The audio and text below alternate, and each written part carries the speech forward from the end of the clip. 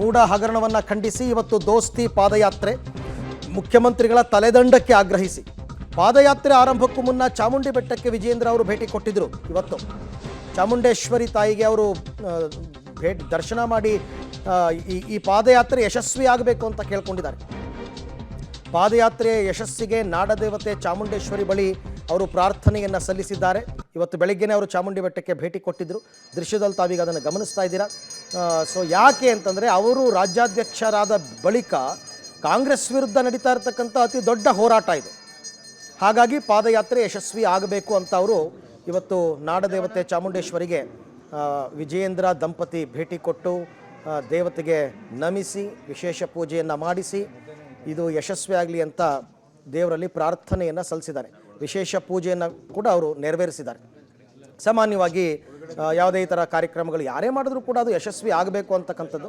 ಹಾಗಾಗಿ ಇವಾಗ ಅವರು ಮೈಸೂರಿನಲ್ಲಿ ಚಾಮುಂಡಿ ಬೆಟ್ಟಕ್ಕೆ ಬಂದು ದೇವರ ದರ್ಶನ ಮಾಡಿಕೊಂಡು ಈಗ ವಾಪಸ್ ಅವರು ಕೆಂಗೇರಿಗೆ ಬರ್ತಾ ಇದ್ದಾರೆ. ಈ ಆನ್ ದಿ ವೇ ಬಂದ ನಂತರ ಈ ಎಲ್ಲ ಕಾರ್ಯಕ್ರಮಗಳು, ವೇದಿಕೆ ಕಾರ್ಯಕ್ರಮಗಳು ಎಲ್ಲವೂ ಕೂಡ ನಡೆಯುತ್ತೆ. ವೇದಿಕೆಯಲ್ಲಿ ಕುಮಾರಸ್ವಾಮಿ ಅವರು, ಯಡಿಯೂರಪ್ಪನವರು, ಆರ್ ಅಶೋಕ್ ಅವರು, ವಿಜಯೇಂದ್ರ, ಛಲವಾದಿ ನಾರಾಯಣ ಸ್ವಾಮಿ ಇವರೆಲ್ಲರೂ ಕೂಡ ಮಾತಾಡಿದ ನಂತರ ಅವರು ಪಾದಯಾತ್ರೆಯನ್ನು ಶುರು ಮಾಡ್ತಾರೆ. ಇವತ್ತು ಕೆಂಗೇರಿಯಿಂದ ಬಿಡದಿ ತನಕ ವಾಕ್ ಮಾಡಿ ಬಿಡದಿನಲ್ಲಿ ಅವರು ವಾಸ್ತವ್ಯವನ್ನು ಹೂಡ್ತಾರೆ. ಇವತ್ತು ಮೊದಲನೇ ದಿನ. ಸೊ ಇದು ಪ್ಲ್ಯಾನ್ ಇರ್ತಕ್ಕಂಥದ್ದು. ನಿರ್ಣಾಯಕ ಹೋರಾಟವನ್ನು ಮಾಡಲೇಬೇಕು. ಸದನದ ಒಳಗೆ ಕಾಂಗ್ರೆಸ್ ವಿರುದ್ಧದ ಹೋರಾಟ ಒಂದು ಕಡೆ ಆದರೆ ಸದನದ ಹೊರಗೂ ಆಗಬೇಕು ಅಂತಂದ್ಬಿಟ್ಟು ಹೈಕಮಾಂಡ್ ಇದ್ರ ಬಗ್ಗೆ ಸಾಕಷ್ಟು ಹೇಳಿತ್ತು. ನೀವು ಸರಿಯಾದ ಹೋರಾಟ ಮಾಡ್ತಿಲ್ಲ, ಬೇಕಾದಷ್ಟು ಅಸ್ತ್ರಗಳು ಸಿಕ್ಕಿದ್ರೂ ಅದನ್ನು ಬಳಸ್ಕೋತಾ ಇಲ್ಲ ಅಂತ. ಹಾಗಾಗಿ ಈಗ ಪಾದಯಾತ್ರೆಯ ನಿರ್ಧಾರಕ್ಕೆ ಬಿಜೆಪಿಯವರು ಬಂದಿದ್ದಾರೆ. ಬಿಜೆಪಿ ಮತ್ತು JDS ಜಂಟಿ ಪಾದಯಾತ್ರೆ, ಮೈಸೂರು ಚಲೋ ಹೆಸರಿನಲ್ಲಿ ಈ ಕಾರ್ಯಕ್ರಮ. ಸೊ ಒಂದು ಕಡೆ ಕಾರ್ಯಕ್ರಮದ ಸಿದ್ಧತೆಗಳನ್ನು ಗಮನಿಸ್ತಾ ಇದ್ದೀರಾ. ಜಾನಪದ ಕಲಾ ತಂಡಗಳೆಲ್ಲವೂ ಕೂಡ ಬಂದಿವೆ.